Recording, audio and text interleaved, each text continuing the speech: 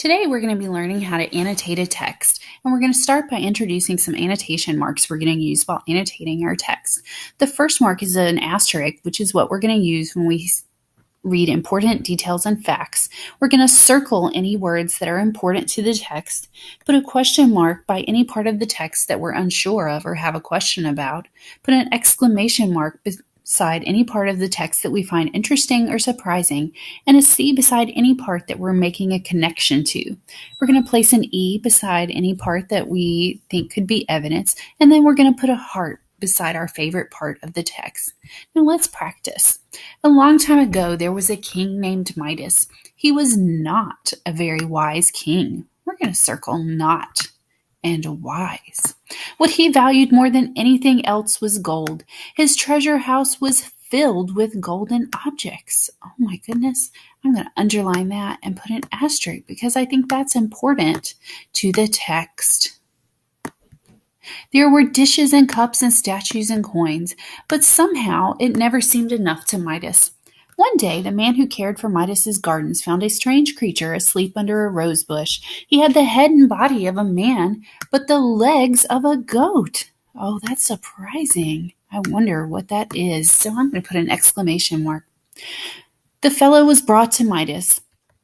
The king ordered food and drink for his guest and treated him well. When the stranger was about to go, he said, "Midas, you have been kind, and I would like to reward you. What is your wish?" Without a moment's thought, Midas replied, "I wish that everything I touch may turn to gold."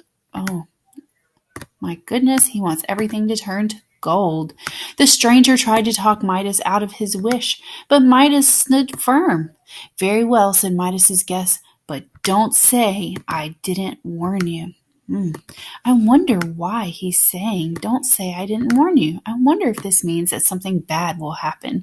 The guest left, and Midas decided to try out his new power. As he walked through his garden, he broke a twig from a branch. Immediately, it turned to gold. He picked up a rock. It became golden. He plucked an apple from a tree. It, too, turned to gold. Oh, my goodness. This is so surprising. Delighted, Midas returned to his castle and called for his cook. "I'm hungry," he said. "Prepare a feast." The meal was served, and Midas grabbed a piece of bread. When he bit it, he broke a tooth on the golden lump. Suddenly, Midas began to realize how foolish he had been. Oh, that makes me think of times when I thought something was a good idea when it wasn't. The door burst open and Midas's little daughter ran up to him. Before he could stop her, she grabbed him around the waist. In an instant, she was a golden statue. Now Midas was truly sorry for his wish. "Oh, that this curse may be lifted from me," he cried. The stranger appeared. "Midas, you have learned a lesson." "I will undo the effects of your wish," he promised. And he did just that. Oh, this is my favorite part. The effects of the wish have been undone, so he gets his daughter back. Midas had learned that many things are more precious than gold. All right, now that I've annotated my text, I'm going to use my annotation sheet to record my annotations. So I've put on here my important details and facts were that Midas loves gold, everything in his house is gold, and he wished everything he touched would turn to gold.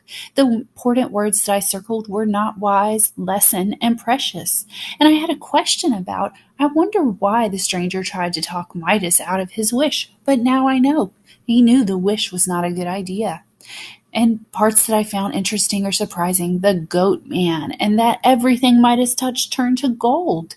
And I made a connection to sometimes our wishes don't turn out the way that we thought. And my evidence was Midas learned that some things in life are more valuable than gold because the text says he was truly sorry when his daughter turned to gold.